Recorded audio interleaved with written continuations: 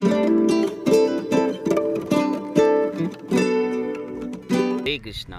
मेरा आज का विषय है कर्मों का फल। श्रीमद् भागवत गीता में भगवान श्री कृष्ण ने बताया है कि जो भी जीव जंतु जन्म लेकर इस धरती पे आता है उसे अपने कर्मों का फल निश्चय ही भुगतना पड़ता है।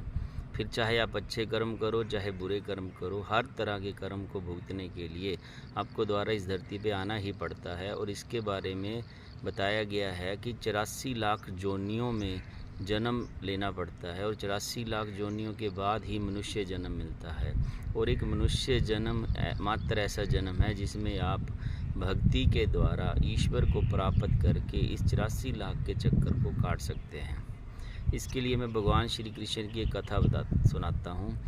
भगवान जब 14 वर्ष के हुए, वे गोकुल को छोड़कर मथुरा में अपनी माता देवकी और पिता वासुदेव को मामा कंस के जेल से छुड़ाने के लिए आए।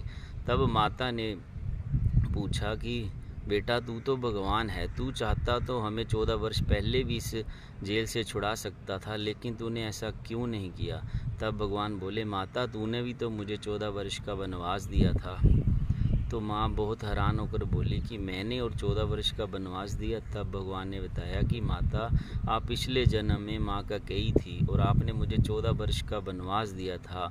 उस कर्म का फल आपको इस जन्म में आके भुगतना पड़ा। तो उन्होंने बताया कि कोई भी जीव जंतु कर्म के फल से वंचित नहीं रह सकता। माता के मन में एक विचार आया। उन्होंने कहा कि अगर मैं पिछले जन्म में कैकेयी थी तो यशोदा पिछले जन्म में क्या थी। तो भगवान ने बताया कि यशोदा मैया पिछले जन्म में कौशल्या माता थी। उन्होंने मेरे भी योग में 14 वर्ष बिताए थे, इसलिए उन्हें इस जन्म में 14 वर्ष मेरा पुत्र रूप में स्नेह प्राप्त हुआ।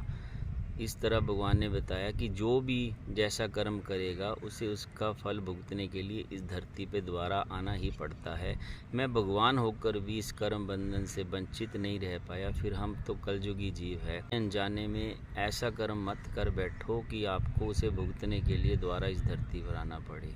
हरे कृष्णा कृष्ण कृष्ण हरे हरे, हरे राम राम राम हरे हरे, हरि नाम हरि नाम इव केवलम।